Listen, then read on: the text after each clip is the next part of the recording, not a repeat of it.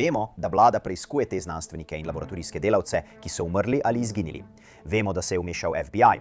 Vemo, da se zdaj s tem ukvarja tudi Bela hiša. Zdaj pa naj bi eno od teh oseb pravkar našli. Njeno ime je Melissa Casillas, delala je v Los Alamosu. In kje naj bi jo našli in kaj naj bi našli pri njej, bo sprožilo še veliko več vprašanj. Ampak zdaj bomo poskušali ločiti dejstva od fikcije. Dobrodošli v oddaji Sidebar, ki jo predstavlja Law and Crime. Sem Jesse Weber. Ko smo pisali to epizodo, sem pogledal datum in si rekel, wow, očetovski dan je tik pred vrati. Nisem mogel verjeti. Če iščete popolno darilo za vse očete, spoznajte Chef IQ Sense Smart Me Thermometer. To je skrivnost brezskrbnega kuhanja kot v restauraciji. Torej, ne glede na to, ali ste izkušen mojster žara ali pa želite to poletje speči nekaj stejkov, je pametni termometer prava revolucija. Zakaj? Nič več prepečenega mesa. Ni več ugibanja, ali je meso morda že pečeno. Ne, Chef IQ vam natančno pove, kdaj je vaše meso pripravljeno, na vsakem koraku. Samo vstavite to brezžično sondo, izberete svoje nastavitve, nato pa se sprostite in počakate na obvestila aplikacije, brez da bi morali ves čas stati ob žaru. Deluje tudi s pečicami, prekajevalniki, kuhalnimi ploščami, cvrtniki na vroč zrak in za vse vrste mesa in rib, od pečenke do perutničk in lososa. Resno, za ta očetovski dan je čas, da dvignete standarde, brez besedne igre in kuhajte samozavestno. Uporabite kodo Sidebar za 40% popusta na celotno ponudbo na chefik.com. Torej, velika novost, o kateri moramo govoriti. Mimogrede, moram reči, da sem se pravkar vrnil s CrimeCona v Las Vegasu. Vi ste najboljši, vi ste najboljši. Najlepša hvala za prijazne besede, ker nas spremljate tukaj na Sidebaru. Zanimajo vas te zgodbe, cenite, kar počnemo. In to je ena izmed njih. To je ena izmed zgodb, po kateri ste mi, ko sem govoril z vami tam zunaj, rekli, da želite izvedeti več. Pogovorimo se o tem. V redu, ta primer. Pohodnik hodi skozi narodni gozd Carson. Nič nenavadnega. In potem najdejo nekaj, česar nihče ni pričakoval. Človeške ostanke. In poleg teh človeških ostankov, pištolo. Ostanki so identificirani kot oseba, o kateri smo že govorili tukaj v Sidebarju. Melissa Casillas, administrativna asistentka v nacionalnem laboratoriju Los Alamos, ki je pogrešana že skoraj leto dni. In njeno izginotje junija 2025 je bilo od začetka nenavadno, kaj ne?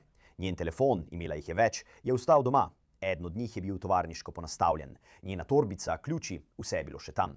Videli so jo, kako hodi ob cesti, potem pa nič. Vse do zdaj. In to odkritje bo zagotovo sprožilo veliko vprašanj. Kako je pristala skoraj 10 km od svojega doma v narodnem gozdu? Zakaj je bila ob njenih posmrtnih ostankih najdena pištola? In zakaj je bila, po besedah njene družine, najdena na območju, ki so ga že preiskali? Melissa Casillas ni bila generalka, ni bila raketna znanstvenica, a je delala v laboratoriju, ki se ukvarja z nekaterimi najbolj občutljivimi jedrskimi skrivnostmi. In njen primer je postal del veliko večje zgodbe, ki je pritegnila pozornost FBI-ja, Bele hiše, odbora za nadzor predstavniškega doma. Veš, to zgodbo spremljamo že od začetka, kaj ne? Pogrešani znanstvenik, upokojeni general, ki je izginil, teorije, ki krožijo. Ampak, če se vrneš k Melissi, kaj nam ta razvoj dogodkov sporoča? Ker po podatkih državne policije Nove Mehike se 26. junija 2025 ni pojavila na delu v nacionalnem laboratoriju Los Alamos. Tisto noč se ni vrnila domov. Njen mož, Mark, ki je prav tako delal v laboratoriju, je po poročanju NBC News preiskovalcem povedal, da ga je tistega dne odložila pri laboratoriju in rekla, da gre na drugo lokacijo znotraj laboratorija, da opravi delovno nalogo. A pravi, da se ni nikoli vrnila. Njena družina gre v hišo, najdejo njene stvari, torbico, ključe, osebno izkaznico, telefone, vse je ostalo doma. Eden od teh telefonov je bil ponovno nastavljen na tovarniške nastavitve, popolnoma izbrisan. Isto popoldne družinski znanec opazi Melisso, kako hodi proti vzhodu po državni cesti 518, cesti, ki poteka skozi gore severovzhodno od Taosa.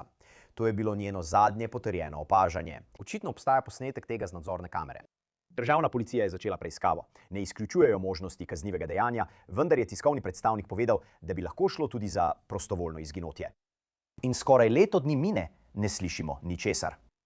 In potem pridemo do 28. maja letos. Pohodnik naj bi v območju McGaffey Ridge v narodnem gozdu Carson odkril človeške ostanke. To je približno 10 km od Melissinega doma in ob ostankih najdejo pištolo. Urad medicinskega preiskovalca ostanke z gotovostjo identificira kot Melisso Casillas. Mimogrede, kmalu bom povabil Ashtona Pecka, da nam razloži, kako so lahko potrdili, da gre res za Melisso ter vzrok in način smrti. Imam veliko vprašanj. Njena družina je na spletu objavila izjavo, ki vsebuje nekaj informacij, o katerih bi bilo pomembno govoriti. To sem omenil že prej, ker piše, citiram, potrjujemo, da so posmrtni ostanki najdeni v Rio Chiquitu, Melisini. Več informacij bo še sledilo, kar pa vam lahko zdaj povemo je, da so jo našli na območju, ki so ga že prej preiskali. To je veliko za predelati. Naša srca so težka in popolnoma nameravamo še naprej iskati odgovore in doseči pravico. Našli so jo na območju, ki so ga že prej preiskali. Mislim, pravijo, da so tam iskale že prve iskalne ekipe. Niso našli ničesar. In potem skoraj leto dni kasneje pohodnik naleti na njene posmrtne ostanke na istem območju. Tam je pištola. Torej so jo iskalci ali spregledali, ali pa je takrat še ni bilo tam, kar bi rad raziskal. Državna policija Nove Mehike ni pojasnila, kaj se tukaj dogaja. Urad medicinskega preiskovalca ni objavil vzroka ali načina smrti. Preiskava je še vedno v teku. Rad bi o tem govoril. V redu, zato želim povabiti nekoga, ki nam bo pojasnil, kako naj to razumemo, kaj se dogaja v ozadju in kaj lahko pričakujemo v nadaljevanju. Nekoga, ki sem ga pravkar osebno srečal na CrimeConu v Las Vegasu. Zdaj sem spet pri njegovi različici v okencu na zaslonu. Zasebni preiskovalec Ashton Peck. Ashton, lepo te videti. In bilo je odlično, da sem te videl živo. Ja, Jesse, res je bilo super srečati vas in vse pri Long Crime. Res cenim vso to podporo. Seveda, prav. Torej, pojdimo skozi to. Najprej, kako misliš, da so jo identificirali? Spomni se, to je bila urad medicinskega preiskovalca, ki je potrdila, da je to Cassius. Kako so vedeli, da je to Melissa? No, rekel bom na pamet, da so verjetno uspeli pridobiti nekakšen DNK, potem pa so tu še zobozdravstveni kartoni, ki se pogosto uporabljajo. Vem, da so v bližini trupla našli strelno orožje. To je še en zapis, ki bi ga lahko uporabili za primerjavo ali vsaj poskus identifikacije njenega trupla. Če ni bilo tako, in o tem bomo še govorili, ne poznam stanja njenega trupla. Ne vem, koliko je bilo telo razkrojeno, če je do razkroja sploh prišlo. Ali obstaja način, ali obstajajo orodja ali tehnika, ki jo uporabijo, če jo lahko na nek način vizualno prepoznajo? Veš, ta tehnologija se nenehno razvija, ko gre za, tehnologijo za dokazne namene in za delo na kraju zločina. Lahko ti povem, če je tvoje telo nekaj časa v visokogorskem puščavskem predelu Nove Mehike, verjetno ne ostane nič drugega kot skeletni ostanki. Ampak stvari, ki ne razpadajo tako hitro kot biološki del naših teles, stvari kot so torbica, oblačila, morda osebna izkaznica v žepu. Mislim, da sem nekje prebral, da je dejansko pustila kup stvari doma. Ja. Ampak oblačila, ne boš, ona je bila videna, kako teče po avtocesti. Tega ne počneš brez oblačil. Ima zobozdravstvene zapise. Tako, zobozdravstveni zapisi. In prav je, te lahko hitro dobiš nazaj. Nisem prepričan, kako hitro jih lahko dobijo nazaj, ampak to je zagotovo nekaj, kar lahko uporabi. Verjetno so, vedno pravim, da si v organih pregona vedno želimo priti do 100%. Ko sem kot policist delal preiskave, smo včasih lahko zelo hitro prišli do približno 95%. Potem pa smo potrebovali še nekaj dni ali tednov, da smo dosegli tistih 100% v preiskavi ali pri identifikaciji trupla. Ko govorimo o tem, zdaj pride na zdravnika sodne medicine, ki bo določil vzrok in način smrti. Predvidevam, da bo zapleteno. Morda pa tudi ne. Če govoriš o pištoli, ugibaš o tem, kaj bi se ji lahko zgodilo. Ampak hkrati, če govorimo o stopnji razkroja ali stanju njenih posmrtnih ostankov, o čem bi morali razmišljati glede vzroka in načina smrti, ter kako bodo to lahko ugotovili? No, samo na podlagi vsega, kar sem prebral in na podlagi svojega usposabljanja ter izkušenj imam slab občutek, da se je ta mlada dama odločila vzeti si življenje. Tako da mislim, da bodo, če je bilo res tako, to lahko dokaj hitro dokazali, ker bodo dokazi za to tam. Strelne rane, ne izginejo s časom, če so skeletni ostanki še vedno celi. Torej, osredotočimo se na to, pištolo. Pištolo, ki naj bi jo našli poleg njenih ostankov. Državna policija potrjuje, da je tam. Ne povedo, komu pripada. Uradno niso povedali, da je povezana z njeno smrtjo, vendar so dali to izjavo. Kaj vam to pove kot preiskovalcu? To mi pove, da je verjetno uporabila to strelno orožje kot sredstvo, da si je vzela življenje. Ne vem in bom kar prešel na veliko vprašanje. Kar takoj bom prešel na to vprašanje. To je glavno vprašanje. Kako da je niso našli prej? Mislim, njena družina pravi, da so jo našli na območju, ki je bilo že preiskano. Morda poznate ta teren. Lahko nam poveste kaj več o tem?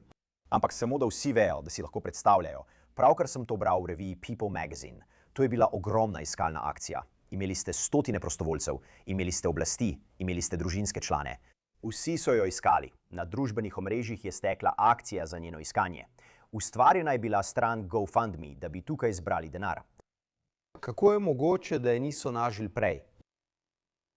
No, ko imaš opravka s kraji, kot je Nova Mehika, z obsežnim, redko poseljenim visokopuščavskim območjem, veš, 100.000 hektarjev nepozidanih zemljišč ni tako preprosto, veš. Zelo težko je, veš, s 100% gotovostjo reči, da je bilo iskanje uspešno. Veš, lahko upraviš izčrpno iskanje in še vedno zgrešiš tisto, veš, potencialno iglo v senu. Še ena stvar, o kateri je treba razmisliti, je, če se je ta mlada ženska, žal, odločila vzeti si življenje na enem mestu, živali, kojoti, gorske pume, nekakšen čistilni sistem naših, veš, gozdov in puščav. Veš, to bi lahko spremenilo lokacijo njenega telesa. Poskušam najti prave besede, da bi to povedal, veš, brez da bi bil preveč, veš, brutalen glede tega. Ampak dejstvo je, da mati narava ne skrbi za nas kot vrsto. Če gremo ven v puščavo in nimamo pravega zavetja in pravega orožja, da se zaščitimo, in če tam pademo, bodi si poškodovani ali ranjeni, ima narava vzpostavljen sistem, da, veš, to počisti, tako rekoč. Tako bi v resnici lahko bilo. To je 100% res. Mislim, da bi to lahko bila situacija. To moramo obravnavati. Druga teorija, kaj ne? Torej, druga teorija bi bila, da oba veva, da je ona povezana z večjo zgodbo. Obstajajo ljudje, ki bodo rekli, veš, nenadoma se pojavi njeno telo. Pištola je postavljena zraven. Ali lahko preiskovalci ugotovijo, ali je bilo njeno telo premaknjeno na to določeno območje, ne zaradi divjih živali, ampak zaradi ljudi. Kakšni bi bili očitni znaki, da je to mogoče in da je bilo prizorišče na nek način inscenirano? Ne pravim, da je temu tako, želim biti jasen. Ne pravim, da je temu tako, ampak vem, kam bodo ljudem šle misli glede tega. In ker je veliko ugibanj, je veliko zmede glede nje in njene povezave z vsem ostalim. Zato mi samo povejte. Seveda, spet, Jesse, to je odlično vprašanje in moramo ga nasloviti. To je slon v sobi. Živimo v času, ko je vse zarota. Moj odgovor na to je, da res obstajajo prave zarote. Ampak ko je vse zarota, potem v resnici nič ne more biti zarota. Da preiskovalci, organi pregona, bodo lahko dokaj hitro ugotovili, ali je bilo telo, ki je tam že eno leto premaknjeno, ali pa je bilo tam postavljeno. Iščete stvari, kot so sledi pneumatik, stopinj, nenavadnosti. Veste, če je telo zunaj na podeželju naše države, bo to vidno, boste ga opazili. Pojavile se bodo vdolbine, telo se bo usedalo v tla. Verjetno boste videli raztresenost telesa zaradi divjih živali. Veste, precej hitro boste lahko ugotovili, pištola ne bo tam ležala nedotaknjena, imela bo znake obrabe, prav tako tudi telo, ki je tam. Torej, če je bilo tja prineseno in postavljeno, veste, če obstaja kakšna velika zarota, ne vem. Veste, v mojem svetu, če bi želeli, da nekaj slabega zgine, bi preprosto se trupla povsem znebil. Bilo bi nekaj vprašanj in to bi bilo to. Če bi bil jaz slab človek, ne bi šel leto kasneje in odložil trupla. Če bi bil teroristična država, tuji akter, nek slab človek, ki je, veste, del globalne množične zarote proti našim jedrskim znanstvenikom, samo to preprosto krši Ockhamovo britev. To preprosto ni najpreprostejša razlaga, ki je običajno tudi prava. Kdaj bodo oblasti objavile več informacij, ko jih bodo imele? Mislim, veliko ljudi spremlja ta primer, pa tudi ostale. Kdaj bi informacije posredovali družini? Kdaj bi informacije objavili javnosti in medijem? Verjetno so v dobri komunikaciji z družino in bodo družini informacije posredovali hitreje, kot jih bomo dobili mi. Seveda, veste, vi dobite informacije. Na splošno, ko dobijo informacije, imajo določen čas. Veste, organi pregona morajo zagotoviti, da je vse pravilno. Morajo preveriti. In včasih morajo še enkrat preveriti, še enkrat testirati, ker nočemo narediti napake. Ker, veste, če naredite eno napako, se to razpiha v neko ogromno zaroto na Twitterju ali na družbenih omrežjih. In to je lahko črna pika za preiskovalce. In tega si pač ne želijo. Družina pa bo informacije verjetno dobila dokaj hitro. In verjetno imajo dogovor, da družina ne bo, veste, družina verjetno nima razloga, da bi te informacije delila, preden so za to pripravljeni. Ampak organi pregona in preiskovalci bodo informacije delili z mediji, ko bodo pripravljeni in ko bodo res preverili vse ter se prepričali, da je vse pravilno. Ali se vam zdi nenavadno, da so njene posmrtne ostanke našli 6 mil od družinskega doma? Ne. Mislim, iskreno, videl jo je, kako hodi po cesti, mislim, da bodi si družinski član ali sodelavec. Mislim, da je imela ta ženska zelo hudo obdobje. Dan ujeta na nadzorni kameri še vedno. Ja. No, mislim, da je to vprašanje, ne? Veste, po eni strani je njen mož povedal, da je bila pod velikim stresom, da naj bi hodila po državni cesti 518. Govoril si tudi z mano o tem, kaj so našli v njenem domu, kaj ne. Tudi meni se je zdelo zelo, zelo zanimivo, kaj so našli v njenem domu. Mislim, da je to velik del pogovora. Tovarniška ponastavitev telefona. Policija pravi, da je bil telefon popolnoma izbrisan. In to je tisto, kar te vodi k prepričanju, da si je to povzročila sama. No, mislim, veš, ona je, veš, če si v takem samomorilskem razpoloženju, recimo, da za trenutek to predpostavimo, mogoče si misli, hočem narediti to čim bolj enostavno za mojega moža, da se pobere, kot je le mogoče. Torej, tega ne bom naredila doma. Ponastavila bom telefon, da ga bojo lahko, veš, morda prodali naprej ali pa obnovili in tako naprej, veš, kot da se na nek način izbriše. Veš, obstaja milijon psiholoških poti, po katerih bi lahko šli.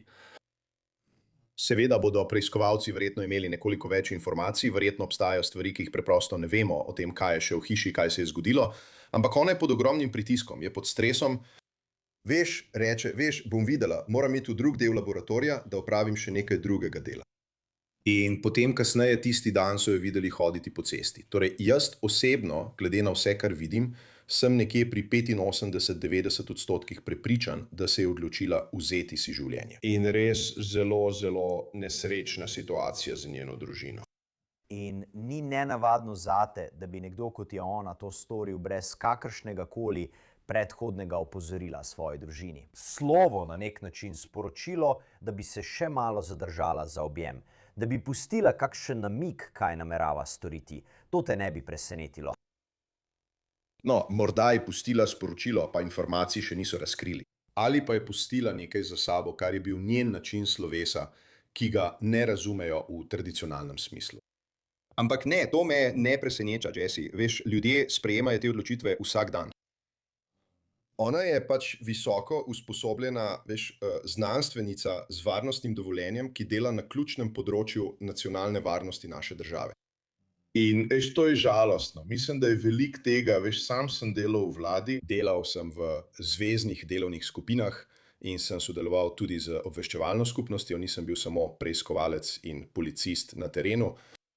In bilo je veliko pritiska, ker je zunaj toliko groženj, dogaja se toliko stvari, da povprečen državljan, povprečna državljanka tega sploh ne opazita. Poznam veliko ljudi, ki delajo v obveščevalni skupnosti in na zvezni ravni in nosijo veliko breme na svojih ramenih, ker so tam zunaj resnično slabi ljudje, ki želijo škodovati naši državi, našim družinam in našim otrokom.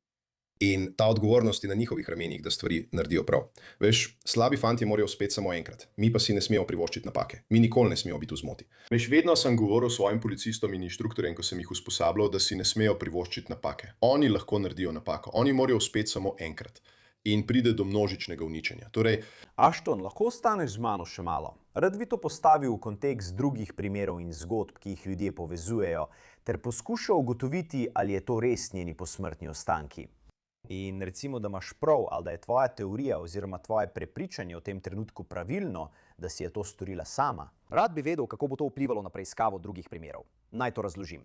Ostani z mano še trenutek. Kot sem omenil, je bilo po navedbah odbora za nadzor predstavniškega doma Melisino izginotje eno izmed več primerov, v katere so bili vpleteni ljudje povezani z Los Alamosom. Ponovno, gre za raziskave letalskih sil o zaupni tehnologiji. Nekateri so mrtvi, nekateri pogrešani, toliko jih je, da je odbor za nadzor predstavniškega doma začel postavljati vprašanja.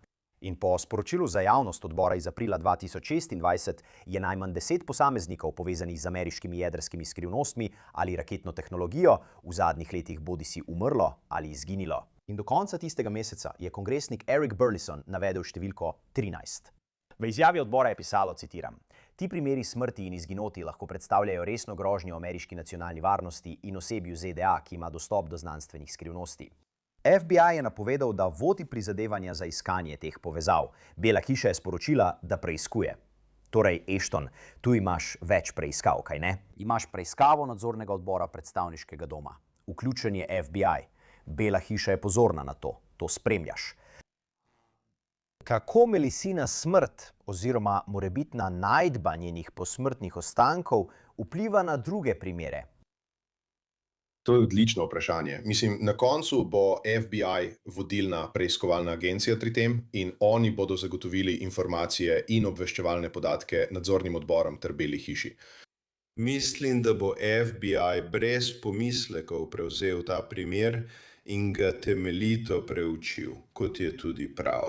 Ko so se prej pogovarjali in sem govoril o teh pogrešanih znanstvenikih in ljudeh povezanih z našim varnostnim aparatom, mislim, da preiskava vsekakor mora biti. Mislim, da mora preiskava vsekakor biti, ker moramo biti popolnoma prepričani, da tukaj ni vpletena nobena tuja država ali kaj podobnega. Teroristične organizacije, tuji akterji, države, ki poskušajo pridobiti dostop do naših skrivnosti. ZDA so tehnološko tako napredne, da razen če ne gre za maščevanje, ne vidim, kaj bi lahko dobili od 13 znanstvenikov. Sposobnost, da povečate svoje zmogljivosti ali zmanjšate našo sposobnost razvoja jedrske tehnologije ter izdelave jedrskega ali drugega naprednega orožja. Morda sploh ni jedrsko. Smo tako tehnološko napredni. Obstajajo stvari, ki so tako neverjetno napredne, da če bi jih videli, bi bilo, kot da bi neandertalcu pokazali iPhone. Veste, pogledali bi in rekli, včasih mislim, da tisto, kar vidimo na nebu in česar ne znamo razložiti, te anomalne stvari, da je to res lahko nekaj, česar ne moremo razložiti, ampak mislim, da je včasih to naša tehnologija. Torej, to že imamo. Vemo, da imajo Združene države Amerike na tisoče jedrskih orožij, zato nima smisla ciljati na naše znanstvenike in na to na ljudi, ki imajo dostop do njih. Zato dvomim v ta motiv, v ta razlog, da bi ciljali na naše ljudi. Ampak FBI bo vodil preiskavo. Mislim, da bi morali vsekakor preveriti vse, kar pregledujejo tudi državni policisti, lokalni policisti in mrliški uglednik. Upam, da je celotna spisna dokumentacija tega primera posredovana FBI-ju in da lahko uporabijo svoje preiskovalne zmogljivosti in izjemni forenzični laboratorij. Upam, da pri tem pomagajo in da vse pregledujejo tudi svojega vidika, da potrdijo, da je ta mlada dama naredila to, kar mislim oziroma kar verjamem, da je žal storila. Neto malo razložim, ker želim slišati tvoje mnenje še o nečem drugem. Torej, ti primeri, o katerih govorimo, segajo čez obdobje več kot 3 let. Raztezajo se čez več zvezdnih držav. Okoliščine so zelo različne. Tu je Michael David Hicks, znanstvenik iz NASA JPL, ki je preučeval komete in asteroide. Umrl je leta 2023. Vzrok smrti ni bil nikoli javno razkrit. Monika Reza, raketna znanstvenica, je izginila med pohodom v Kaliforniji. Njeno delo je financiral raziskovalni laboratorij letalskih sil. Nuno Larero, fuzijski fizik z MIT, je bil smrtno ustreljen. V lastnem domu ga je našla njegova 12-letna hči. Vemo, da je bila smrt povezana s strelcem iz Browna. Karl Grillmar, astrofizik, je bil ustreljen na svojem verandi v puščavi, po podatkih šerifovega urada okrožja LA.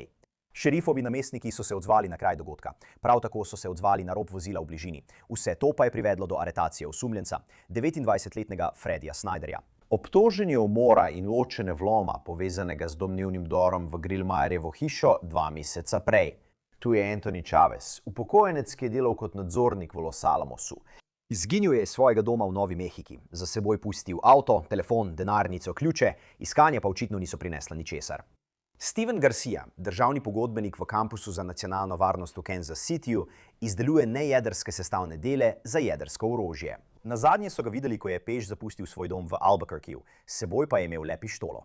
Jason Thomas, farmacevtski raziskovalec. Njegovo telo so po navedbah policije našli v jezeru v Massachusettsu. Policija pravi, da ne sumijo kaznivega dejanja.